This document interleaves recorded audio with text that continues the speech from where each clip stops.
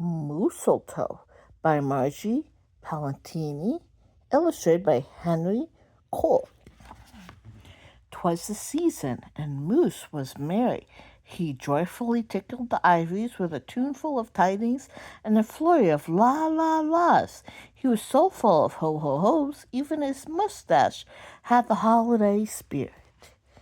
Do-do-do-do-do-do. But Moose was more than just a bit merry and bright. He was busy, busy, busy. There was a lot to be done on his list of to-dos. But with orderly organization, a bit of regimentation, lots of imagination, and just plain old Moose know-how, getting ready for the big day should have been simple, easy. Yes, in all probability, just perfectly perfect. He wasted not one merry minute. Moose got moving and put some hustle into his holiday bustle. He went to work, he wrote cards and letters till his hooves hurt. Check. He shopped till he dropped. Check. He hauled home boxes and bags and presents galore. Moose had gifts for everyone, stacked from ceiling to floor. Check, check, check. Then he wrapped, yo, yo, yo, and he ribboned, ho, ho, ho.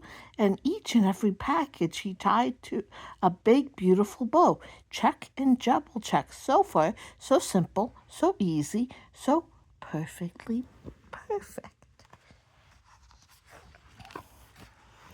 Another look at the list, and Moose headed for the kitchen. He pulled out the pots, pans, and bowls, sifted through stacks and racks of cookbooks. He whisked with his spoon, spooned with his right. Moose baked tons of tins of cookies, check.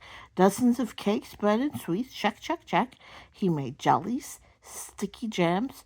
Moose roasted a goose and some chestnuts. He toasted marshmallows and yams. Check, check, check, triple check. Yes, yes, so simple, so easy, but of course, perfectly perfect.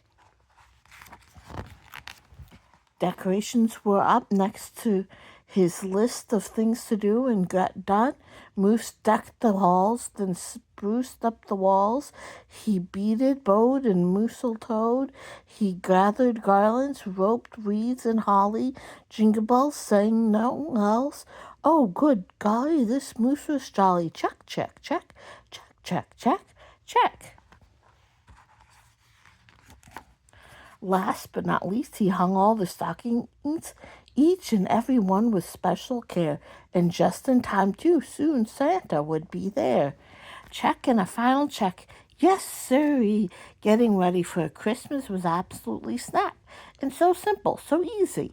And if he'd say so himself, Moose thought totally, utterly, completely, perfectly perfect. Oh, on the night before Christmas, Mother, little Sissy, Bucky, and Junior looked all through the house. What a job Moose had done. Everything looked bountifully festival. Quite fine indeed. There's just one minor problem, if you will. Oh dear, sighed Mrs., as the five stood in an empty corner. Oh my, oh gee, Pop, what happened? Cried Junior. You forgot the tree. Oops! What would have they hung the tinsel, stringed the popcorn, light the lights?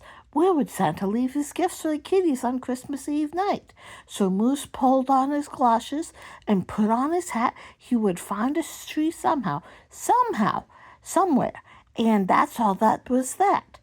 So out went the Moose, braving blustering, blowing winds and the cold, trudging through snowdrifts, courageous and bold.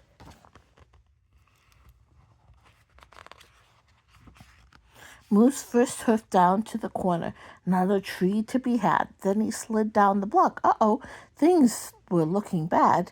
He went down every boulevard, street, and little road. He looked down lanes and alleys. Every tree had been sold. There wasn't a branch, not a twig, not even a loose bough hanging round. Nope, not a nothing, not a tree to be found. No tree, sighed a sad moose as they came home empty-handed with a snowy eve. The kitties tried to make the best of it. They said, "Oh, so who needs a treat?" But Moose had plainly see they were short on the glee. He knew he had to do something, and that's just what he did. In the empty corner he stood and spread his arms out very wide. Then he smiled at his children as he winked at his bride. "Kids," he declared, "fetch your forgetful pop some of that tried and true family glop." So back came the kids carrying a big plot of glue, and without a word to one another, they knew just what to do. They each took a part, grabbing strands, taking hold, then carefully, oh so carefully, they globbed and they plopped, they pasted and they pressed, they curled and they twirled, every which way a fullest could fathom, until Moose's magnificent moustache was indeed even more of a marvel to see. Moose was just a few needles shy of being an evergreen tree.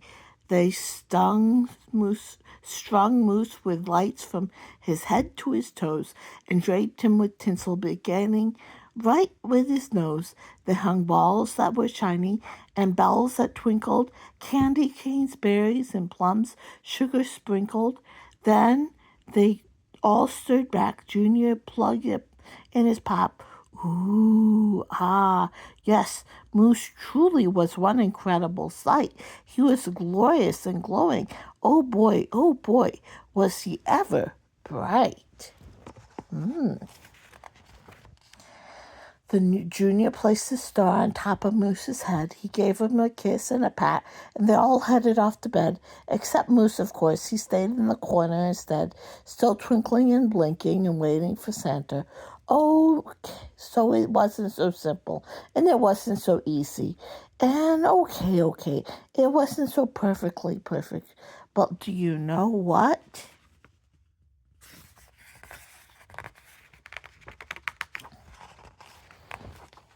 It was pretty close. Ho, ho, ho.